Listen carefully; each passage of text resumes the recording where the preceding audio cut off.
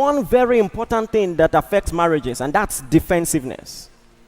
I told you one of 4 things that with 90% accuracy determines marriages that will fail is defensiveness. So what are signs of defensiveness? Because some people don't even know. You can be defensive. You can be a defensive person and not know. Number 1, making excuses. Making excuses. They can't bring up something and say, well, I think you should have done this better. You immediately deflect.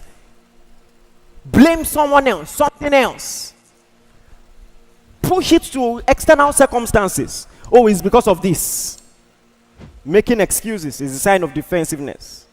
Number 2, cross-complaining. This one, please write it down.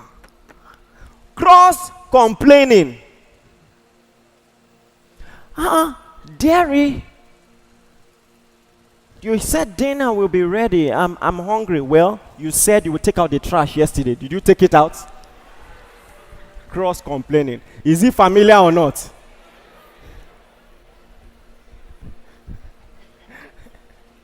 Counter arguments. Before you know it, one argument will lead to another argument, to another argument. You will now arrive at Orile. You are wondering, how did we get here? You have left the major arguments. Cross-complaining. It's people who are defensive. It's very hard to get them to focus on an issue, solve it, and move on. They will say, you too, you too. Is that not how you too?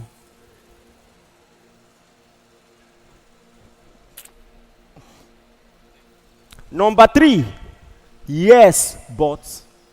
This one is more subtle. Just call it yes, but. They will agree, but immediately invalidate the agreement. Yes, but it's because of. Yes, but you too. Yes. Number 4, body language and tone change. Some people, the moment you are giving them feedback, the tone will just change. The body language.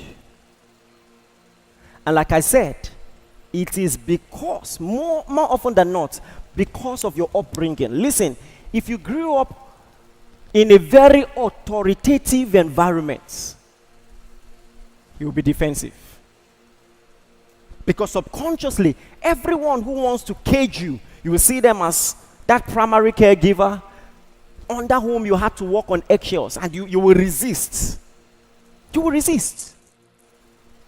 Have you ever said something in the calmest tone to someone, maybe not your spouse, but to someone, and then you are surprised at the reaction? Because there is something about insecurity that you filter what the person hears, you hear your own insecurity, it's loud and resounding, and you respond based on what the person did not say, but what your insecurity reflected that the person said.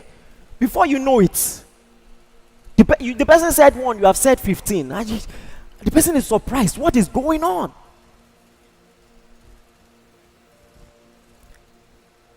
These are things to watch out for. You must learn to be able to take it. Take honest feedback. Not every time guns blazing. The good news is you can get better at it. Please, are you listening to me?